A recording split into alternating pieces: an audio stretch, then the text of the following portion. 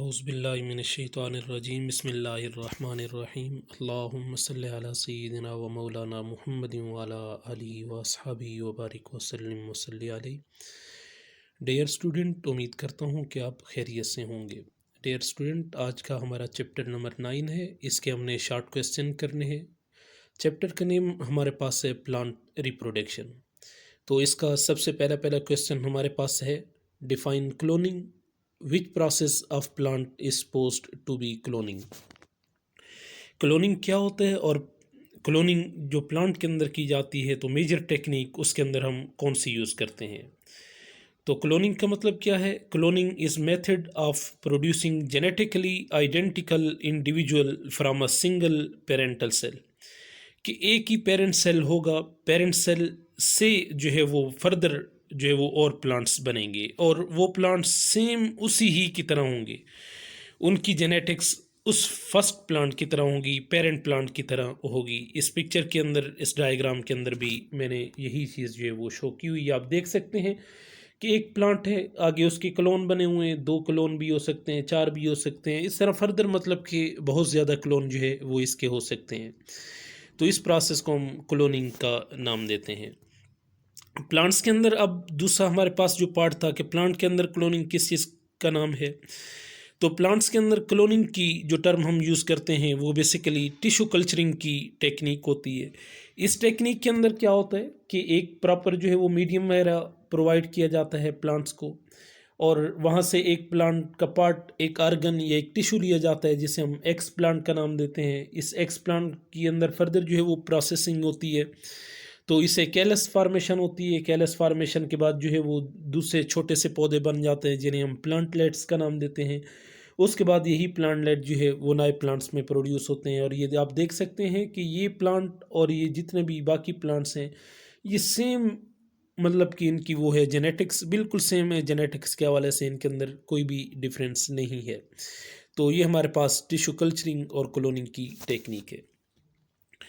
उसके बाद दूसरा हमारे पास क्वेश्चन है, in list any two suitable condition for the germination of seed. तो इसके अंदर पहली कंडीशन जो सीड के हवाले से है वो हमारे पास वाटर है, दूसरी हमारे पास टेम्परेचर है, क्लाइमेट भी हो सकता है, बाकी फैक्टर भी इसके अंदर जो है वो हो सकते हैं। तो इसके अंदर हमारे पास सबसे पहले वाटर है। वाटर का क्या काम है, वाटर क्या करता है कि बिलफर्ज ये हमारे पास सीड है और सीड के ऊपर जो है वो एक कवरिंग होती है जिसे हम सीड कोट का नाम देते हैं।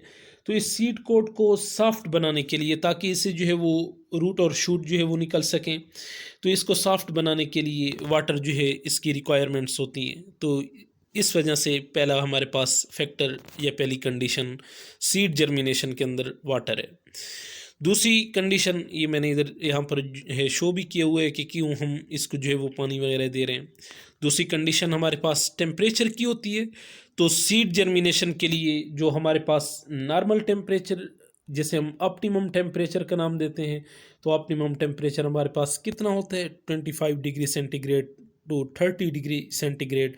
एमसीक्यूज़ के लिए ये बहुत ही इम्पॉर्टेंट एमसीक्यूज़ है। इसके अलावा प्रॉपर लाइट भी जो है इसे ज़रूरत होती है, ऑक्सीजन वगैरह भी ज़रूरत होती है, ये भी इसके अंदर जो है वो फैक्टर्स हैं। तीसरा क्वेश्चन हमारे पास है कि एम्ब्रियनिक स्टेम क्या होता है। तो यहाँ पर जो है वो मैंने जिक्र किए हुए एम्ब्रियनिक स्टेम का कि ये क्या होता है, इसका स्ट्रक्चर जो है वो किस तरह से होता है। तो inside the seed embryo is immature plant. Seed के अंदर जो एम्ब्रियो होता है, जब हमारे पास स्पर्म और एग आपस में मिलते हैं, यहाँ से जाइगोट बनता है। जाइगोट के बाद जो फर्दर हमारे पास स्टेप होता है वो एम्ब्रियो का होता है। तो एम्ब्रियो क्या है? एक इमेच्योर प्लांट है जिसके अंदर कौन कौन सी चीज़ें होती हैं। रेडिकल भी इसी के अंदर मौजूद होता है, प्लोम्यूल भी होता है, कार्टिलीडन भी होते हैं। अगर एक कार्टिलीडन है तो हमारे पास मोनोकाट प्लांट वो बनेगा। अगर दो हमारे पास कार्टिलीडन है तो वो क्या बनेगा? डाइकाट प्लांट जो है वो बनेगा। तो फर्दर इसकी डिटेल डाइकाट और मोनोकाट की मैंने अलग चैप्टर में जो है वो डिस्कस करनी है, वहाँ इंशाल्लाह प्रॉपर तरीके से डिस्कस करूँगा। अब radicle of embryo grows into new root while plumule grows into new shoot upon seed germination. जब सीड जर्मिनेट कर रहा होता है तो रेडिकल से रूट निकलती हैं। नाम से ज़ाहिर हो रहा है रेडिकल रूट, और वहाँ पर भी यहाँ पर भी, तो इसमें कंफ्यूज होने की ज़रूरत नहीं है। While plumule grows into shoot upon seed germination, जबकि प्लोम्यूल किस चीज़ में जो है वो कन्वर्ट हो जाता है, शूट में कन्वर्ट हो जाता है। शूट में हमारे पास स्टेम और लीव्स जो होते हैं इन्हें हम शूट का नाम देते हैं। Therefore, radicle and plumule are called embryonic root and embryonic stem respectively। तो अगर हमारे पास प्लोम्यूल है तो इसको हम एम्ब्रियनिक स्टेम का नाम देंगे, और अगर रूट है तो ये हमारे पास क्या होता है, एम्ब्रियनिक शूट होता है। तो डिफ्रेंशिएट में भी आ सकता है पेपर में कि एम्ब्रियनिक स्टेम और एम्ब्रियनिक शूट क्या होती हैं, इनमें कौन सा डिफरेंस है। तो मेजर हमारे पास यही डिफरेंस है।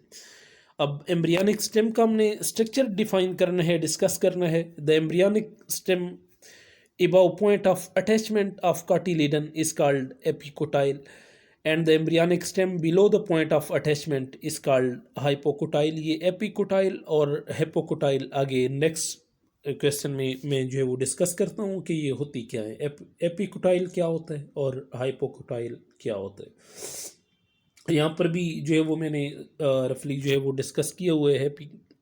सॉरी, हाइपोकोटाइल का यहाँ पर जो है वो मैंने दिया हुआ है, ये आप एक मिनट देख भी सकते हैं। यहाँ पर ये हाइपोकोटाइल है हमारे पास, ये जो हमारे पास पॉइंट ऑफ अटैचमेंट है जो कि कार्टिलीडन से नीचे है, तो इसको हम किस चीज़ का नाम देते हैं, हाइपोकोटाइल का नाम देते हैं। और यहाँ पर ऊपर जो अटैचमेंट है इसे हम किस चीज़ का नाम देते हैं, एपिकोटाइल का नाम देते हैं। तो फर्दर मैंने अलग से इसको डिस्कस भी करना है। नेक्स्ट क्वेश्चन हमारे पास है, explain the role of life stock. अब लाइफ स्टॉक क्या होता है? Life stock refers to domesticated animals raised by humans for agriculture purpose, include food production like meat, milk, eggs, labour process while pulling, transport. Means कि जिस तरह बैल वगैरह जो है वो हल चलाने के लिए हम यूज़ करते हैं। फूड प्रोडक्शन में आपको पता है भैंस है, गाय है, बकरी है, मुर्गियाँ हैं, ये सारे हमारे पास जो है, जब इनसे हम कोई इस तरह की चीज़ें हासिल करते हैं तो ये हमारे पास सारा क्या होता है, लाइफ स्टॉक होता है। तो लाइफ स्टॉक से हम, इसका लाइफ स्टॉक का रोल कौन कौन सा है, जो चीज़ें हमने पाली होती हैं। तो जाहिर सी बात है, हर किसी को पता है, अगर भैंस है, गाय है, बकरी है, इनसे दूध भी हासिल किया जा सकता है। अगर भेड़ है तो वहाँ से ऊन वगैरह भी हम जो है वो हासिल करते हैं। इसके साथ साथ फूड प्रोडक्शन के अंदर भी यही है कि मिल्क भी इनसे हासिल किया जाता है, मीट भी हासिल किया जाता है। तो ये सारी चीज़ें मैंने फर्दर हर एक को जो है वो अलग अलग से डिस्कस भी किए हुए। फूड प्रोडक्शन में भी इसका रोल है, आप यहाँ से रीड आउट कर सकते हैं, नीचे डायग्राम के अंदर भी मैंने मेंशन किया हुआ है। इसके अलावा अगर एग्रीकल्चर रेजिस्टेंस की बात की जाए तो एग्रीकल्चर के अंदर कौन कौन सी चीज़ें यूज़ होती हैं, तो ये भी मैंने डायग्राम के अंदर शो किए हुए, बाकी आप यहाँ से रीड आउट भी कर सकते हैं। इसके अलावा मैन्योर प्रोडक्शन के अंदर भी यहाँ पर जो है वो मैंने यूज़ किया। अच्छा, मैन्योर प्रोडक्शन के अंदर थोड़ा सा बता दूँ कि इसके अंदर होता क्या है कि लाइफ स्टॉक का जो हमारे पास वेस्ट प्रोडक्ट होता है, जिस तरह भैंस की गोबर हो गई, या फिर जो लीव्स वगैरह होते हैं दरख्तों के, या फिर हमारे पास खादें वगैरह हैं, तो इन सब चीज़ों से अब हम क्या करते हैं कि इन्हें खेत के अंदर डालते हैं, जिसकी वजह से क्या होता है कि उस फील्ड की ज़रखेज़ी जो है वो इंक्रीज़ हो जाती है, फर्टिलिटी इंक्रीज़ हो जाती है, सॉइल जो है वो न्यूट्रिएंट रिच बन जाती है, जिसकी वजह से वो पौधा जो है वो क्या करता है, वो ज़्यादा से ज़्यादा जो है वो ग्रो करता है, उसकी फसल के अंदर जो है उसकी ग्रोथ जो है वो अच्छी होती है। इकोनॉमिक प्रोडक्ट या बेनिफिट्स जो है वो क्या है, जिस तरह ये मैंने ज़िक्र भी यहाँ पर किया है, अभी ऊपर भी ज़िक्र करके आया हूँ कि वूल वगैरह से ये चीज़ें जो है वो बनाई जाती हैं, खाल वगैरह से वूल बनाई जाती है, लेदर वगैरह जो है वो बनाई जाती है। तो ये हमारे पास सारा इसके अंदर। तो यहाँ तक अगर आपका कोई क्वेश्चन हो तो आप कमेंट सेक्शन में पूछ सकते हैं। नेक्स्ट वीडियो जो है वो इंशाल्लाह नेक्स्ट टॉपिक के साथ मिलते हैं, तब तक अल्लाह हाफ़िज़।